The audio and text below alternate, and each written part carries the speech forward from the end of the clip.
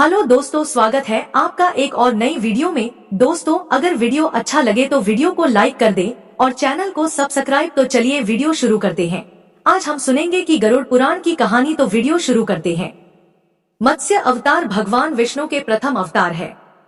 मछली के रूप में अवतार लेकर भगवान विष्णु ने एक ऋषि को सब प्रकार के जीव जंतु एकत्रित करने के लिए कहा और पृथ्वी जब जल में डूब रही थी तब मत्स्य अवतार में भगवान ने उस ऋषि की नाव की रक्षा की।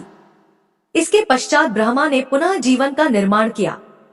एक दूसरी मान्यता के अनुसार एक राक्षस ने जब वेदों को चुराकर सागर की अथाह गहराई में छुपा दिया तब भगवान विष्णु ने मत्स्य रूप धारण करके वेदों को प्राप्त किया और उन्हें पुनः स्थापित किया। मत्स्य अवतार की कथा। एक बार ब्रह्मा जी की असावधानी के कारण एक बहुत बड़े दैत्य ने वेदों को चुरा लिया। उस दैत्य का नाम हयग्रीव था।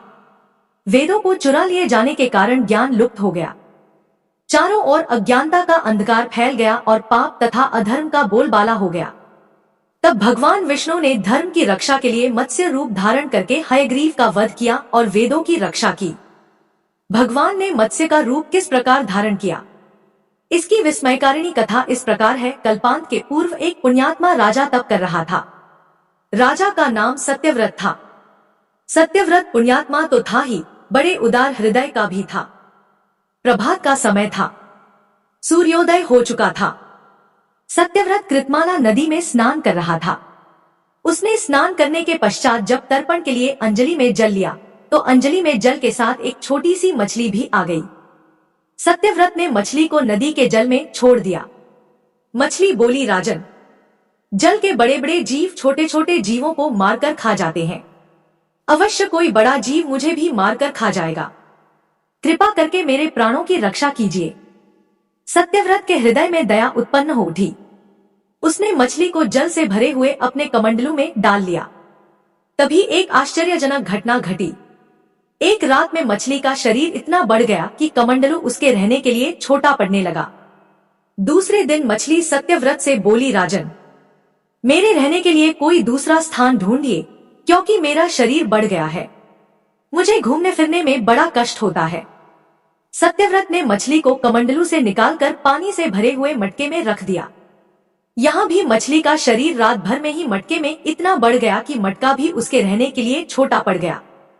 दूसरे दिन मछली पुनः सत्यव्रत से बोली, राजन, मेरे रहने के लिए कहीं और प्रबंध कीजिए, क्योंकि मटका भी मेरे रहने के लिए छोटा पड़ रहा है।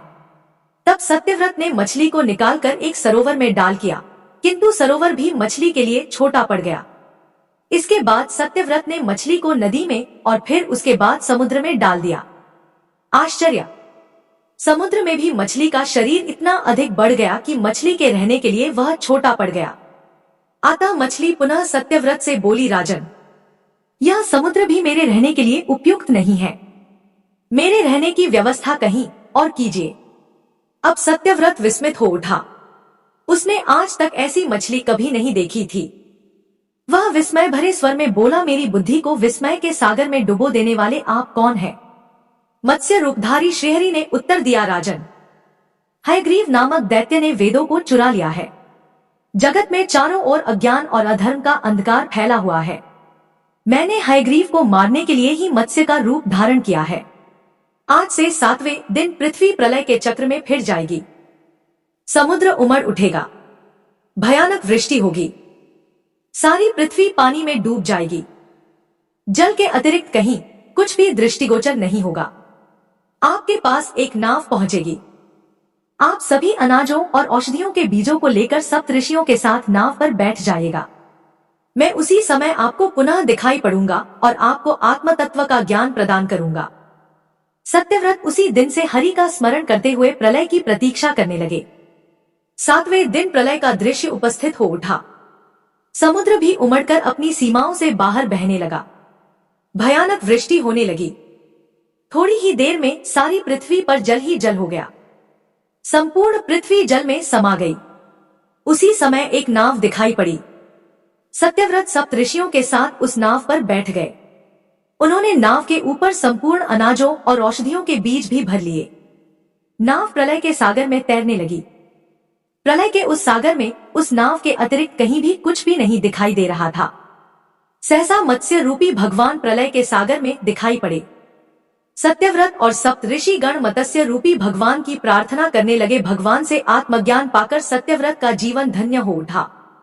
वे जीते जी ही जीवन मुक्त हो गए। प्रलय का प्रकोप शांत होने पर मत्स्य रूपी भगवान ने हयग्रीव को मारकर उससे वेद छीन लिए। भगवान ने ब्रह्मा जी को पुनः वेद दे दिए। इस प्रकार भगवान ने मत्स्य रूप धारण करके वेदों का उद्धार तो किया ही, साथ ही संसार के प्राणियों का भी अमित कल्याण किया।